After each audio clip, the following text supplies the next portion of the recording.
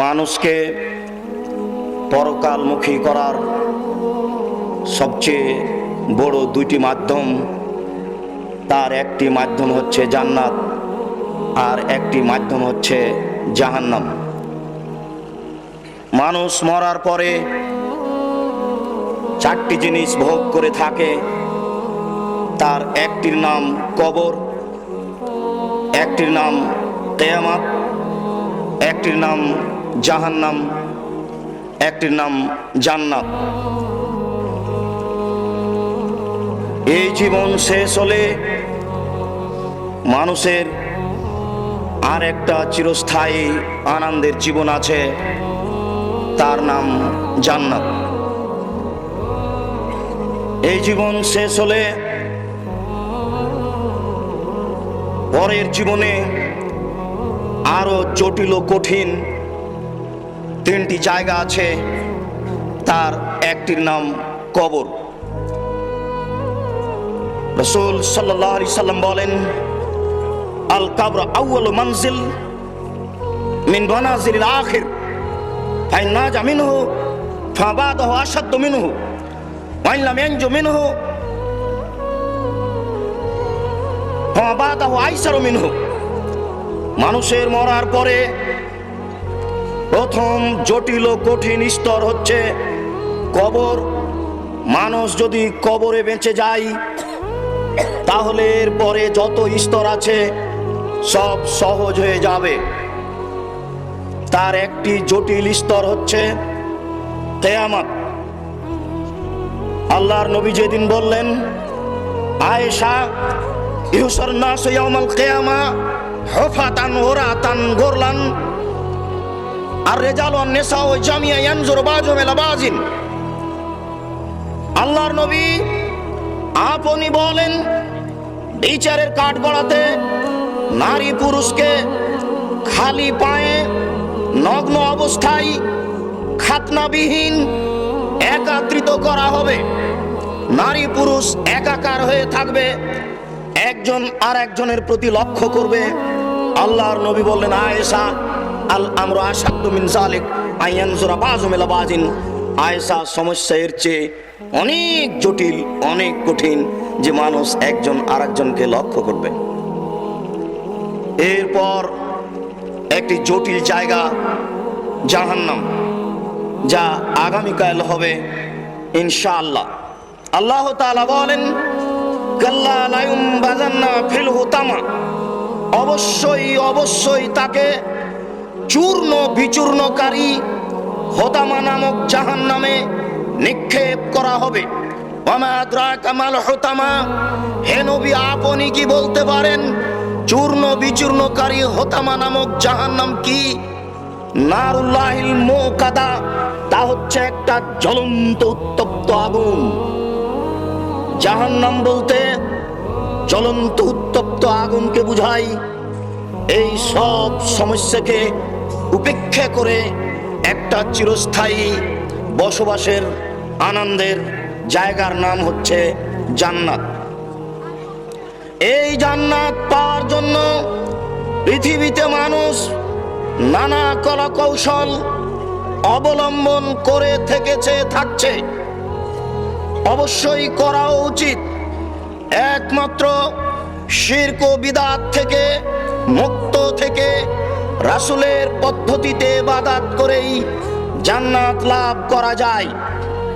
মহান আল্লাহ বলেন, ওয়ালিমান খাফা মাকাম রাব্বিহি ওয়া নাহান নাফসা আনিল হাওয়া, যেই ব্যক্তি আল্লাহ তাআলাকে ভয় করে, তার মান মর্যাদা অনুপাতে তাকে মূল্যায়ন করে এবং নিজেকে অন্যায় অশ্লীল কাজ থেকে বিরত রাখে, তার জন্যই জান্নাতুল মাওয়া রয়েছে। মানুষ তো মূলত আল্লাহর পরিচয় জানে না। যদি মানুষ আল্লাহর পরিচয় জানতো তাহলে মানুষ সত্যিকারই আল্লাহকে মূল্যায়ন করত। তার শক্তি, তার ক্ষমতা মানুষের জানা নেই। এক মিনিট আমরা জানি সাত সাত 14টি স্তর রয়েছে, 7টি জমিন, 7টি আকাশ। প্রথম জমিনটা বুঝি একটা ছোট ফুটবল, একে একটা বড় ফুটবলে ঢুকিয়ে দিই, এটা হলো দ্বিতীয় জমিন। 2 ফুটবলের মধ্যে ফাঁকা থাকবে 500 বছরের পথ। 2 নম্বর ফুটবল 3 নম্বরে দিব, 2 আর 3 ফাঁকা থাকবে 500 বছরের পথ, চতুর্দিকে সমান। 3টে 4-এ, 4 নম্বর ফুটবল 5-এ, 5 নম্বর 6-এ, 6 নম্বর 7-এ, প্রত্যেকটার ভিতরে ফাঁকা আছে 500 বছরের পথ। এই 7 নম্বর ফুটবলটা দিলাম। 8 নম্বর ফুটবল, এটা হচ্ছে আকাশ। এই আকাশটা 7 নম্বর জমিনের চতুর্দিকে আছে, ব্যবধান 500 বছরের পথ। 7 নম্বর আকাশটা 8 নম্বরে, 8টা 9-এ, 9টা 10-এ, 10টা 11-তে, 11টা 12-তে, 12টা 13-তে, 13টা 14-তে, 14 নম্বর আকাশটার আর এই 13 নম্বর আকাশটার মধ্যে ফাঁকা আছে, ব্যবধান আছে 500 বছরের পথ। সবটার ভিতরে একই আছে। এই 14 নম্বর আকাশের উপরে আল্লাহর একটা বসার জায়গা আছে, তার নাম আরশ। এই 14 নম্বর আকাশ যত বড়, বসার চেয়ারটা তার চেয়ে বড়। বসার চেয়ারটা যত বড়, আল্লাহ তাআলা তার চেয়ে বড়। আপনি বলুন আল্লাহ কত বড়? মানুষ যদি আল্লাহকে চিনতো, জানতো, বুঝতো, তাহলে মানুষ নিজেকে পাপ থেকে ঠেকিয়ে রাখতো। মহান আল্লাহ বলেন যে আল্লাহর মানকে মূল্যায়ন করে এবং নিজেকে পাপ থেকে ঠেকিয়ে রাখে, তার জন্যই হচ্ছে জান্নাতুল মাওয়া। সতর্ক, সাবধান থাকা ভালো। মহান আল্লাহ বলেন ফাম্মা মান সাকালাত মাযিনুহু ফাহুয়া ফি শাতির রাজিয়া। বিচারের কাঠগড়াতে যার নেকির পাল্লা ভারী হয়ে যাবে, তারই জীবিকা নির্বাহ হবে, অতীব সুখ স্বাচ্ছন্দ্যময়, সেই জান্নাতুল মাওয়ায় যাবে। যদি নেকির পাল্লা হালকা হয়ে যায়, তার জন্য অতীব গভীর গহ্বর জাহান্নাম হাবিয়ে আছে। এইদিকে হাবিয়ে, ওইদিকে জান্নাতুল মাওয়া। বিচারের কাঠগড়াতে নেকির পাল্লা ভারী হলে জান্নাতুল মাওয়া সুযোগ হবে। জান্নাত একটি আনন্দের জায়গা। জান্নাত পাওয়া যাবে যদি আপনার আকীদা ঠিক থাকে। আল্লাহর অনেক দয়া, অনেক রহমত। আবু হুরায়রা রাদিয়াল্লাহু তাআলা আনহু বলেন, রাসূল সাল্লাল্লাহু আলাইহি সাল্লাম বললেন, আল্লাহ তাআলা বলেছেন, আদাতুল ইবাদিয়াস সলিহিনা, আমি আমার ভালো বান্দাদের জন্য এমন কিছু ব্যবস্থা করেছি, মারাত আইনুন, চোখ কোনোদিন দেখেনি। পৃথিবীর জন্ম থেকে নিয়ে পৃথিবীর ধ্বংস পর্যন্ত মানুষ যা কিছু করেছে, যা কিছু করবে, এমন কিছু করতে পারেনি, এমন কিছু করবে না যেটা জান্নাতের চেয়ে ভিন্ন ধরনের হতে পারে। জান্নাত তার চেয়ে ভিন্ন। আল্লাহ তাআলা বলেন, আমি ভালো মানুষের জন্য তৈরি করেছি এমন কিছু যা মানুষের চোখ কোনোদিন দেখেনি, মানুষের কান কোনোদিন শুনেনি। কপল কল্পিত কাহিনী মানুষের আছে, অমুক রাজা ছিল এমন, সাদ্দাত তৈরি করেছিল জান্নাত এমন, অনেক কিছু করেছিল, শুনেছিও শুনবো। মনে রাখবেন জান্নাত এর চেয়ে ভিন্ন।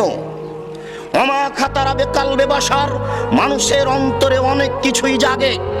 এমন কিছু হতে পারে, এমন কিছু পেতে পারি, এমন কিছু কি পাওয়া যাবে। জান্নাত এমন কিছু মানুষের অন্তর তা ভাবতেও পারে না। কি দিয়ে আপনাকে আমি জান্নাত বুঝাই?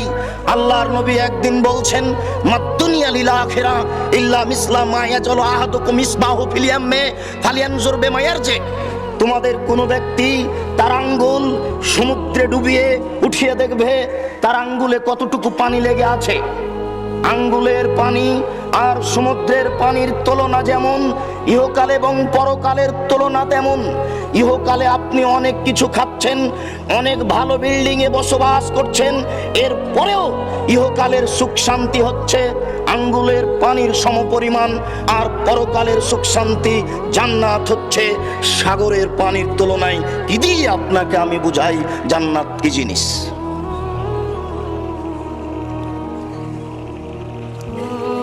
স্পষ্টভাবে জান্নাত বুঝানোর কোনো পথ ঘাট নেই। আল্লাহর নবী বলেন, খালওয়াতুন ফি সাবিলিল্লাহ আও রাওহাতুন ফি সাবিলিল্লাহ খায়রুম মিনাদ দুনিয়া ওয়া মা ফিহা। কেউ যদি অল্প সময় দিনের কাজ করে, কেউ যদি অল্প সময় দিন ধর্মের কাজ করে সকালে ও বিকালে, তাহলে তাকে এমন কিছু দেওয়া হবে যা এই সারা পৃথিবী এবং এতে যা কিছু আছে তার চেয়ে উত্তম। তাকে একটা জান্নাত দেওয়া হবে যে এই পৃথিবীতে যা কিছু আছে সবচেয়ে উত্তম। আল্লাহর নবী বলেন, লাউ আন্না ইমরাতান মিন নিসাই আহলিল জান্নাহ ইত্তালাত ইলাল আরশ, জান্নাতের কোন মহিলা যদি অন্ধকার রাতে এই পৃথিবীর দিকে একবার উকি মেরে দেখে, লাজাত মা বাইনাহুমা ওয়ালা মালাত মা বাইনাহুমা রিহান, তাহলে সারা পৃথিবী সুগন্ধে পরিপূর্ণ হয়ে যাবে। একবার মহিলা লক্ষ্য করলেই যদি সারা পৃথিবী উজ্জ্বল হয়ে যায়, সুগন্ধে পরিপূর্ণ হয়ে যায়, তাহলে জান্নাতের মহিলা কেমন এটা আপনাকে আমি কি দিয়ে বুঝাই? আল্লাহর নবী বলেন, ওয়ালা নাসিফুহা খায়রুম মিনাদ দুনিয়া ওয়া মা ফিহা। ওই মহিলার গায়ে যেই চাদর আছে, ওড়নি, এই গায়ের চাদর এই সারা পৃথিবী বিক্রি করে যা মূল্য হবে তার চেয়ে অনেক অনেক অনেক বেশি। এই জান্নাতের আলোচনা করেই আল্লাহর নবী মানুষকে পরকালমুখী করতেন। মানুষকে ঘায়েল করে পরকালমুখী করার বড় মাধ্যম জান্নাত। জান্নাতে মানুষের ভোগ করার জন্য অনেক নিয়ামত আছে। মহান আল্লাহ বলেন, কান্নাহুন্না বাইদুম মাকনুন, জান্নাতে যে সব নারী রয়েছে তারা এত নরম, তারা এত সুশ্রী সুন্দরী, ডিমের খোসার মধ্যে যে ঝিল্লি সাদা রয়েছে এর চেয়েও জান্নাতের মহিলারা নরম, দেখতে সুশ্রী সুন্দরী। মহান আল্লাহ বলেন অন্য এক স্থানে, কাল্লুলুইল মারজান, জান্নাতের মহিলারা যেন লুকিয়ে রাখা মুক্তা, ঝিনুকের মধ্যে লুকিয়ে রাখা মুক্তা, ওরা যেন ছড়ানো ছিটানো মণীয় মুক্তা। জান্নাত সত্যিকারী ভোগ বিলাসের এক বড় সুন্দর জায়গা। মহান আল্লাহ বলেন, ফি সিদরিম মাখদুদ ওয়া জিল্লিম মামদুদ, ফি সিদরিম মাখজুদ ওয়া তালহিম মানজুদ। জান্নাতে রয়েছে কাঁটাবিহীন কুল গাছ, অসংখ্য খাওয়ার জন্য কুল রয়েছে যেই গাছে কোনো কাঁটা নেই। ওয়া তালহিম মানজুদ, জান্নাতে রয়েছে থরে থরে সাজানো কলা। ওয়া জিল্লিম মামদুদ, জান্নাতে রয়েছে বিস্তীর্ণ দীর্ঘ লম্বা লম্বা ছায়া, গাছের ছায়া। আল্লাহর নবী বলেন, ইন্না ফিল জান্নাতে শাজারা ইয়াসিরুর রাকিবাল মুসরি মিআম লা ইয়াক্তাউহা। জান্নাতের কোন গাছের ছায়া দিয়ে যদি একটা দ্রুতগামী ঘোড়া 100 বছর চলে তবুও তার ছায়া শেষ করতে পারবে না।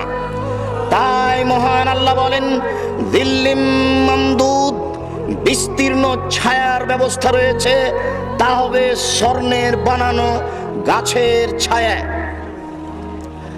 মহান আল্লাহ বলেন, ওমাইম মাসকুব, সেখানে রয়েছে পানির ঝর্ণা। মহান আল্লাহ বলেন, মাসালুল্লাযিল উইদাল মুত্তাকুন মাসালুল্লাতি মাসালু জান্নাতিল্লাতি উইদাল মুত্তাকুন। ওই জান্নাতের দৃষ্টান্ত যেই জান্নাত পরহেজগার মুত্তাকি মানুষের জন্য নির্ধারণ করা হয়েছে। ফিহা আনহারুম মিন মাইন গায়রি আসিন, সেখানে পানির ঝর্ণা রয়েছে যার স্বাদ কোনোদিন পরিবর্তন হবে না, যার রং কোনোদিন পরিবর্তন হবে না। وأنهار من لبن لم يتغير طعمه। সেই জান্নাতে রয়েছে দুধের ঝর্ণা, যার স্বাদ কোনোদিন পরিবর্তন হবে না।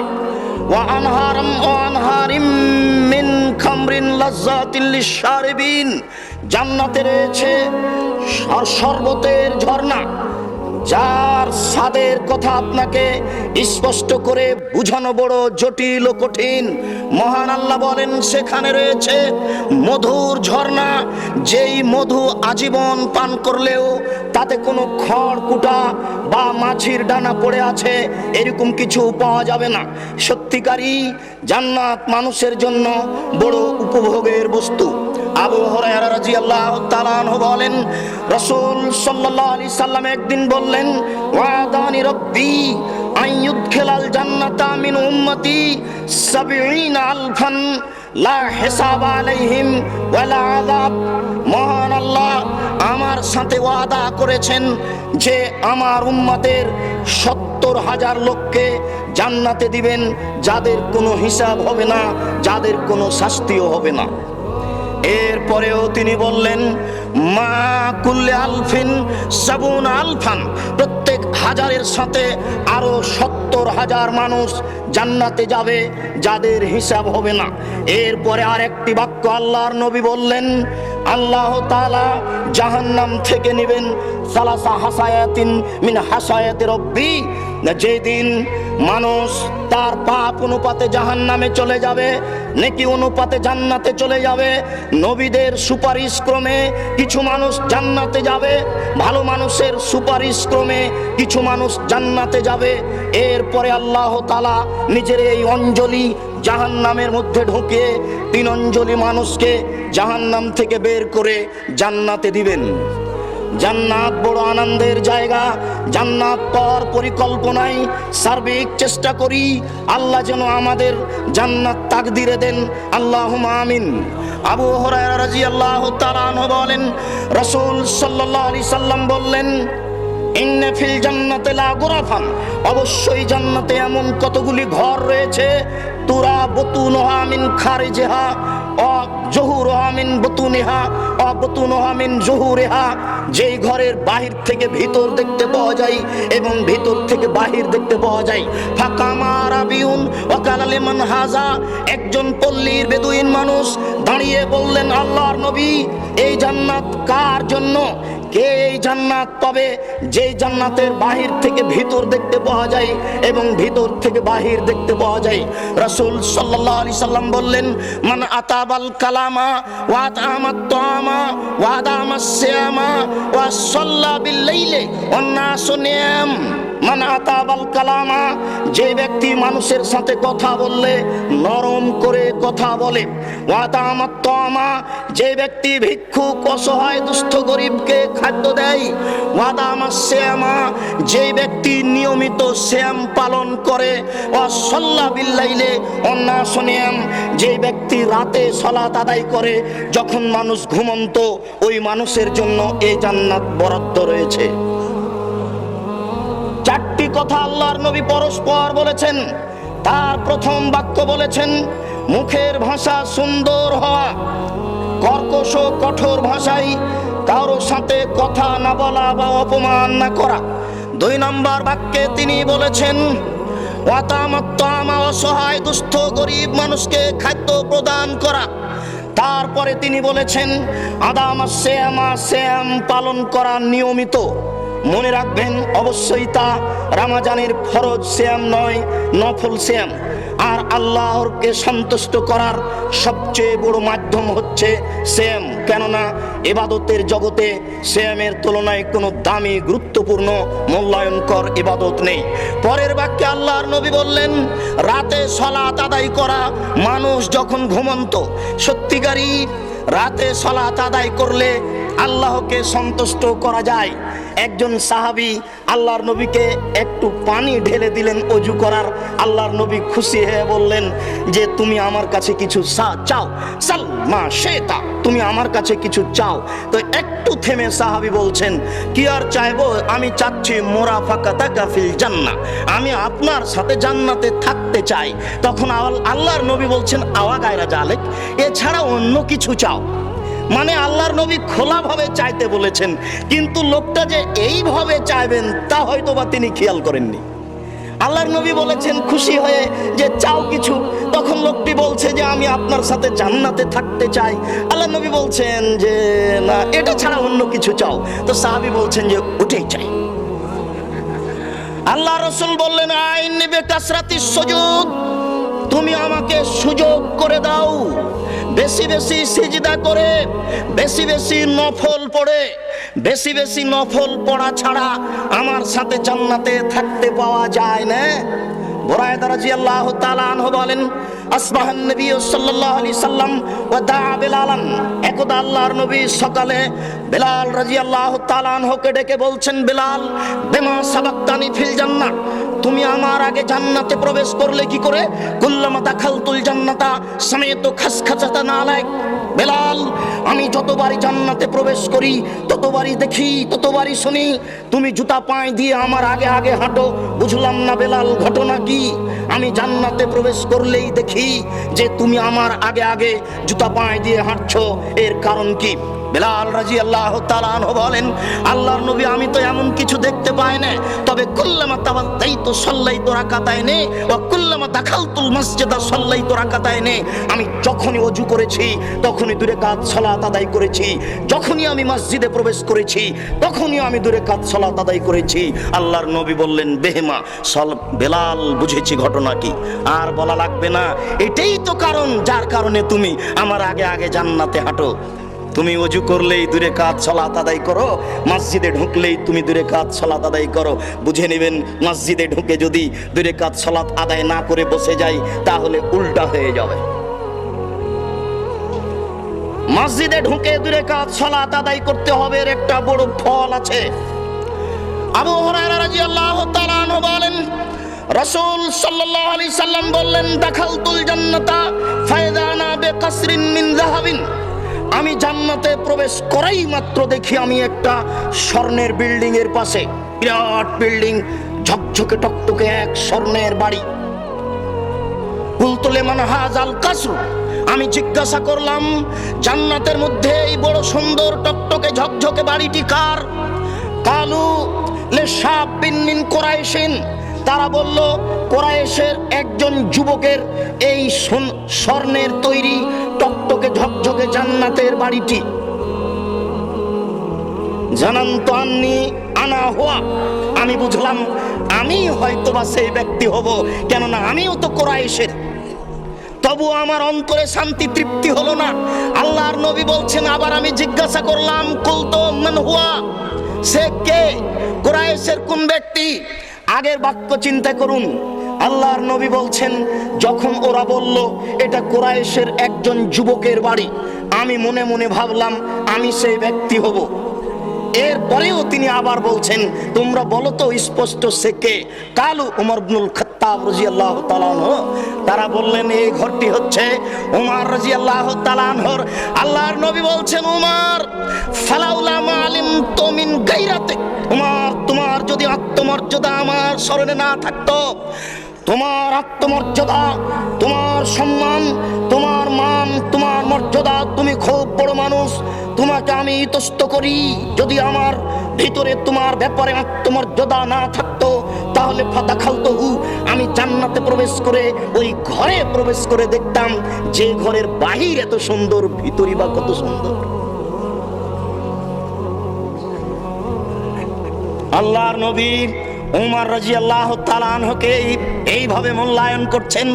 উমর রাদিয়াল্লাহু তাআলা আনহু বলছেন ইয়া রাসূলুল্লাহ আনতা আগারুলি, আপনি আমার এই আত্মমর্যাদা এইভাবে চিন্তা করেন।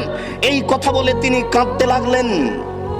এই জান্নাত পাওয়ার আশায় রাসূলের পদ্ধতিতে চলার চেষ্টা করতে হবে।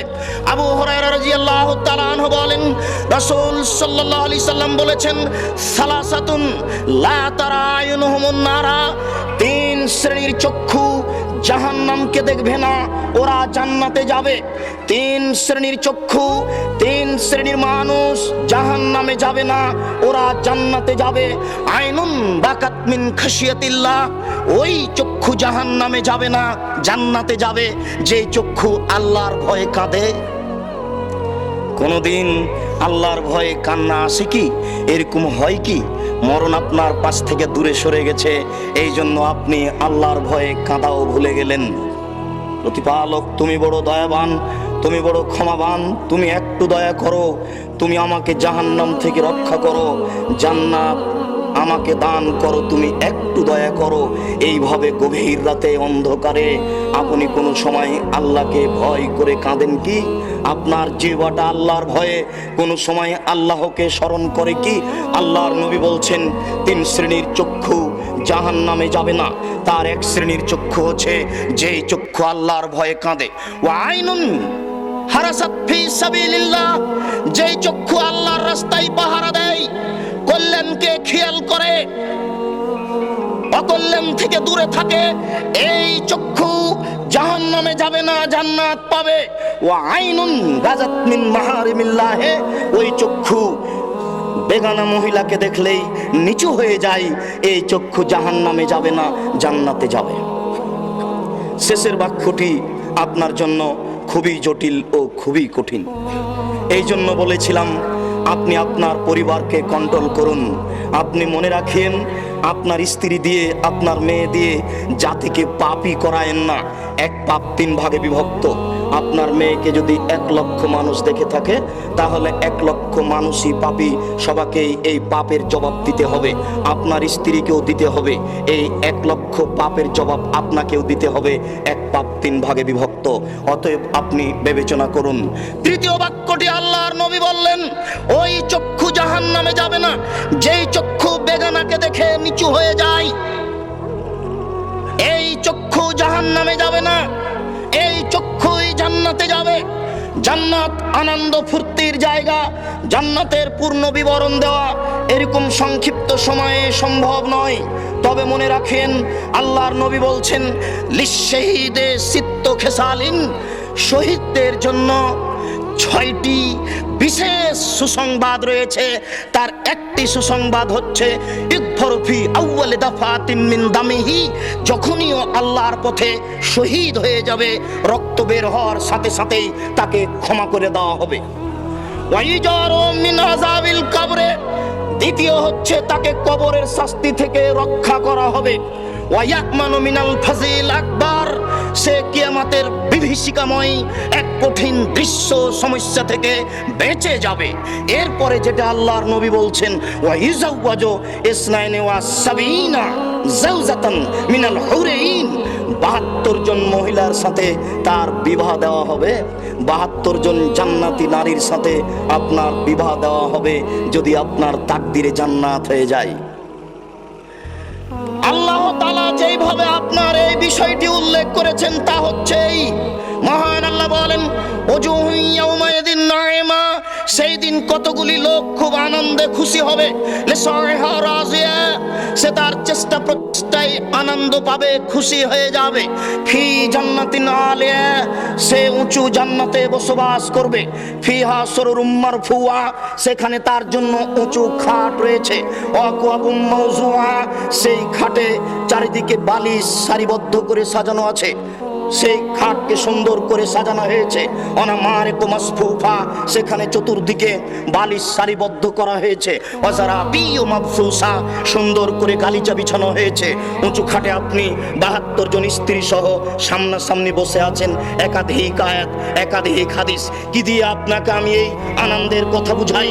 বাস্তব এমন কিছু পাই না যা দিয়ে আপনাকে আমি এই আনন্দ বুঝাতে পারি। তবুও যতটুকু সামান্য চেষ্টা করছি বুঝানোর, যদি আপনার অন্তরটা পরিবর্তন হয়ে আজকে জান্নাতের আশায় জাহান্নাম থেকে বাঁচার চেষ্টা করেন।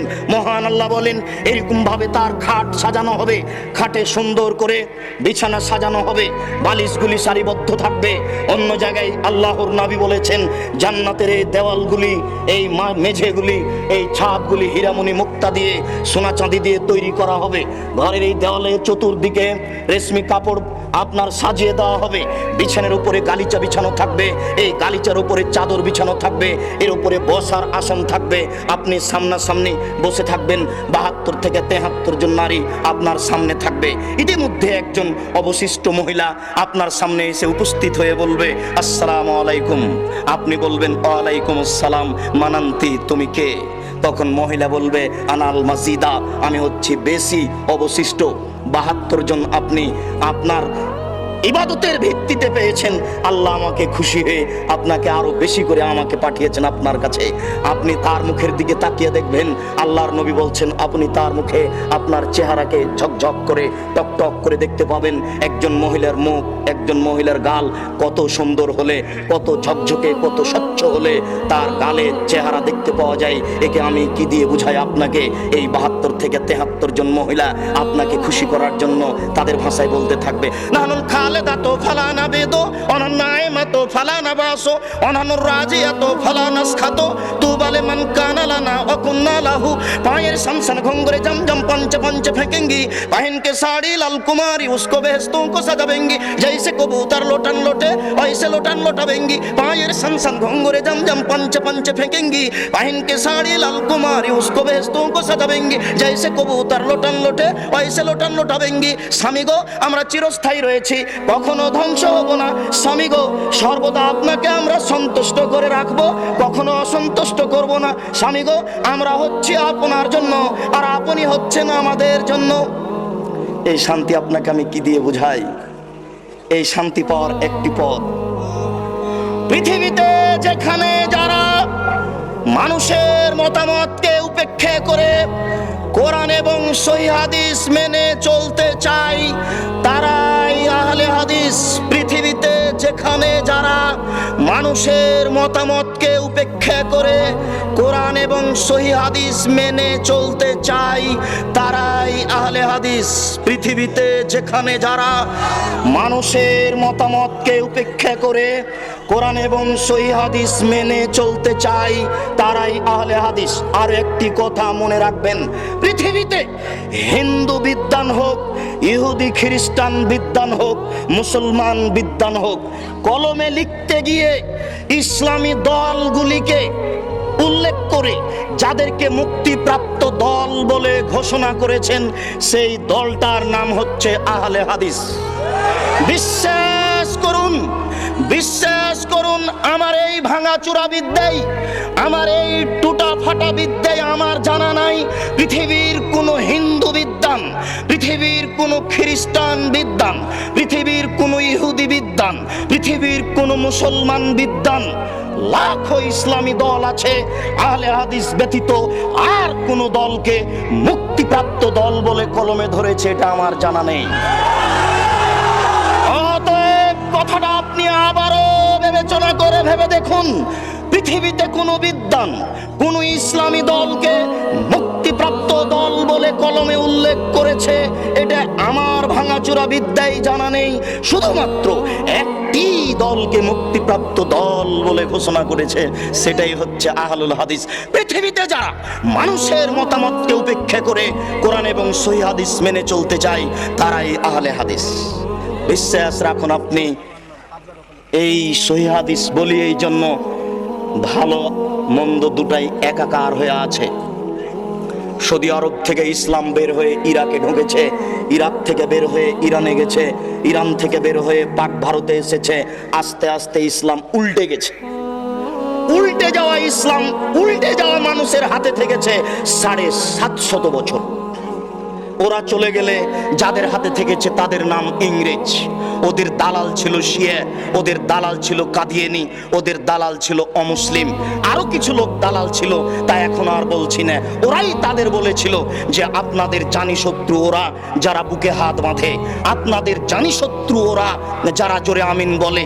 তাই তারা শহরে খুঁজছিল কোথায় তারা। তাই আমাদের বাড়ি শহরে হয়নি, মসজিদেও হয়নি, শহর ছেড়ে পালিয়ে গিয়ে ওই বাগমারায় আশ্রয় নিয়েছি। বাগমারায় গাড়ি তো যায় না, গরুর গাড়িও যায় না, গরুর গাড়ি তো যায় না, পায়ে হেঁটেও যাওয়া যায় না। ইংরেজ যেন আমাকে খুঁজে না পাই, আমি ওখানে গিয়ে আশ্রয় নিয়েছি। মনে রাখবেন, আমি মুনাফিকি করতে রাজি নই। আপনার এই কাজ দেখলে আমার খুব কষ্ট হয়। ওই মিথ্যুক আপনার বুকের ওপরে মিথ্যা তাফসীর করে যায়, সে আপনার কাছে আশ্রয় পায়। আপনি জানেন না আপনার পরিচয়? আপনি সেই মানুষ যেই মানুষটা বলেছিল ফাঁসির মঞ্চে উঠে যেতে রাজি আছি, নিচে হাত বাঁধবো না। আপনি ওই সেই মানুষ যেই মানুষ বলেছিলেন ফাঁসির মঞ্চে যেতে আছি, চুপে আমিন বলবো না। সেই মানুষ আজকে পরিবর্তন হয়ে গেলেন, ওটাও ভালো হয়ে গেল। এটা হয় না। জনাব মুসলিহুদ্দিন সাহেব আপনাদেরকে বুঝাবেন ওরা কারা, যারা আমাদেরকে ভুল পথে নিয়ে যেতে চাচ্ছে। আর আমরাই ভুল বুঝে নিজের পথটাকে ছেড়ে দিয়ে অন্য পথে চলে যাচ্ছি। আবারও চেষ্টা করি নিজে কোথায় ছিলাম সেখানে ফিরে যাই। শ্বাস বন্ধ হওয়ার আগে আপনি ফিরে যাওয়ার জন্য চেষ্টা করুন। শেষের কথাটি দুঃখিত, মাথাকে জেলে রেখে বাইরে থাকতে বড় কষ্ট পাওয়া যায়। মাথাকে জেলে রেখে বাইরে থাকতে বড় কষ্ট পাওয়া যায়। এই দেশের 5 ভাষার সমমানের পণ্ডিত, বাংলা, ইংরেজি, আরবি, উর্দু, ফার্সি 5 ভাষার সমমানের পণ্ডিত মোহতারাম আমির জামাত ডক্টর আসাদুল্লাহ আল গালিব, আপনাদের আমি বিনীত অনুরোধ করে বলছি, দেশের সরকারের বা জারি ভুল বুঝাবুঝিতে যা হয়েছে হয়েছে, আপনারা অন্তর থেকে আল্লাহর দরবারে খালেস ভাবে দোয়া করো। প্রতিপালক তোমার কাছে চাচ্ছে এর সুন্দর ফয়সালা। তুমি যেদিন তাকে মুক্তি বলে ঘোষণা করবে, সেদিন পৃথিবীর কোনো মানুষ তাকে আর ভিতরে রাখতে পারবে না। তোমার নবীর কথা আমি বিশ্বাস করি এইভাবে, আল্লাহুম্মা লা মানিয়া লিমা আতাইতা ওয়া লা মুতিয়া লিমা মানাতা। তুমি যদি কাউকে কিছু দিতে চাও, কেউ ঠেকাতে পারে না। তুমি যদি কাউকে দিতে না চাও কিছু, তাহলে কেউ দিতে পারে না। অন্তর থেকে তার জন্য দোয়া করি, আল্লাহ যেন আবারও তাকে এই মাঠে নিয়ে এসে কোরআন এবং সহিহ হাদিসের দুর্বার গতিতে খিদমতের সুযোগ দেন। আল্লাহুম্মা আমিন। সত্যিকারই তিনি একজন দিনের বড় খাদেম। আমরা বাহ্যিকভাবে এবং আন্তরিকভাবে পাশে থেকে যা বুঝেছি, আপনাদেরকেও সেভাবে বুঝে সেভাবে অন্তর থেকে দোয়া করার জন্য বিনীত অনুরোধ করছি। সহিহ হাদিস মেনে আকীদা সংশোধন করে বাকি জীবন বেঁচে থাকার চেষ্টা করুন। আল্লাহ আপনাকে তৌফিক দান করুক। আল্লাহুম্মা আমিন। আল্লাহ তুমি বড় দয়াবান, তুমি বড় রহমান, তুমি বড় ক্ষমাবান। তোমার বড় রহমতের আশাধারী হয়ে বলছি, যারা আমাদের মারা গেছে তাদের তুমি কবরের শাস্তি মাফ করে দাও। যারা আমরা অসুস্থ তুমি তাদের আরোগ্য দান করো।